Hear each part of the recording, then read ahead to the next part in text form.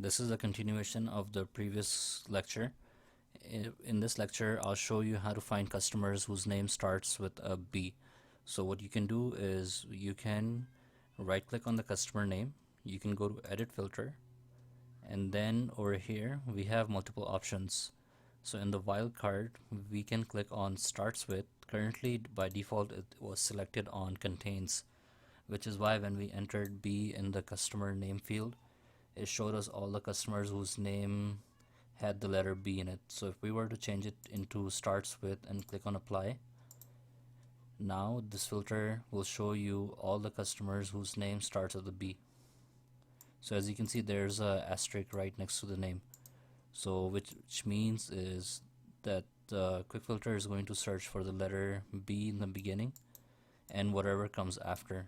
So if we were to put star asterisk right before the B and press enter, it will turn into the contains option that we had previously. If we were to put the asterisk right before the letter B, it would show us all the customers whose name ends with a B. So as you can see, these are the 4 customers whose name ends with a B.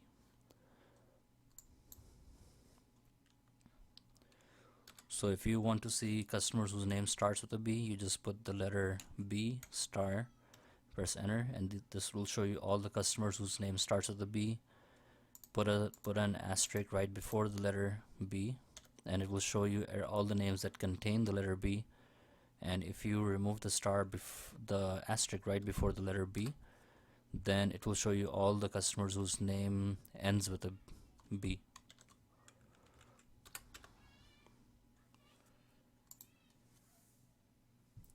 You have a lot other options in the normal filter. So if you click on this dimension, click on edit filter, you have a few other options. Over here you have the option of selecting certain customers. So if you wanted to see all the customers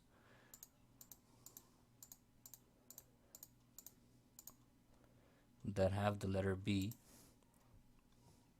we can type in A star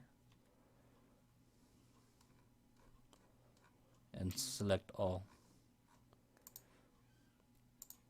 So now if we were to type in B, as you can see, only the letters that have a in the beginning, the customers who have whose name starts with the A, they're the ones who got selected, and not the ones that have any other letters. So this, you can use a general filter to select and deselect. You can also exclude. So as you can see in the selection, it says excluded 2 of 793 values. So it excluded all these 2 customers from the view. So you can either unselect exclude, and now you can select these various options and it will keep only these, but you can also do exclude and it will remove these options but keep everything else.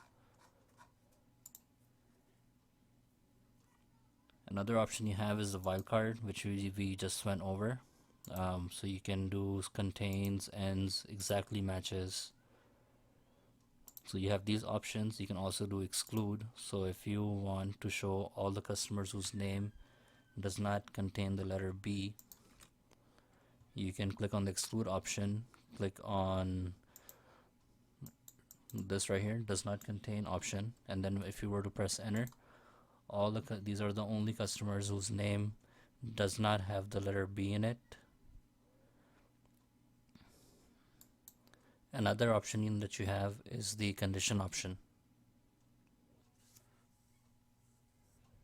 So in the conditions, you can click on, currently there are no conditions applied, which is why the none is selected, but you can select by field and you can say show me all the customers which have the sales more than 10,000, and if you were to click on apply, it will remove all of these different customers right here.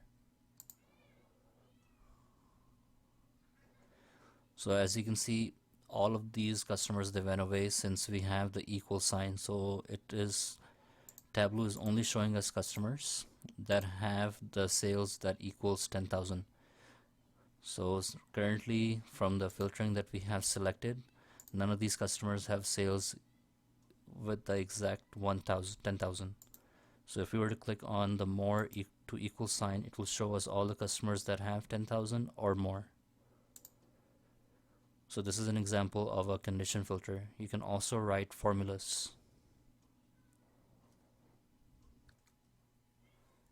So the way the formula option works is you can write formulas right on the text field that we have. So you can write sum of sales more than 10,000. And if you were to click on apply, it will only show us sales for customers that have more than 10,000. Next, we'll cover the top tab. Top tab, you can add more filtering. So let's say we want to view the top 10 customers that have the highest sales. So you would go click on the by field, you click on top 10 sales. So if you were to click on apply, it will only show you the top 10 sales.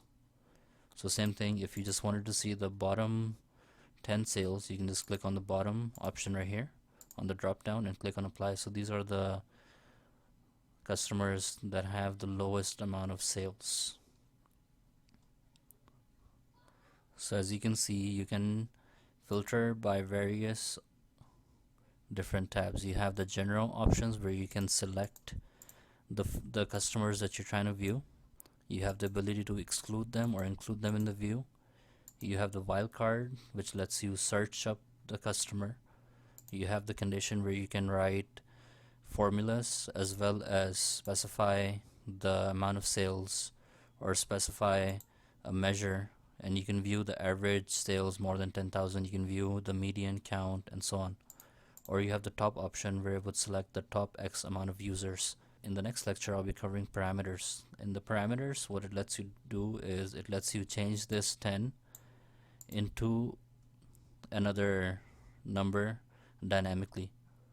So let's say we selected 10 over here and we were to click on apply. The user wouldn't have the ability from here to select the top 15 sales or the bottom 15 sales. But if we were to convert this into a dynamic parameter, then the user would be having the ability to change this 10 into another figure, which we will be covering when we get to the parameter section.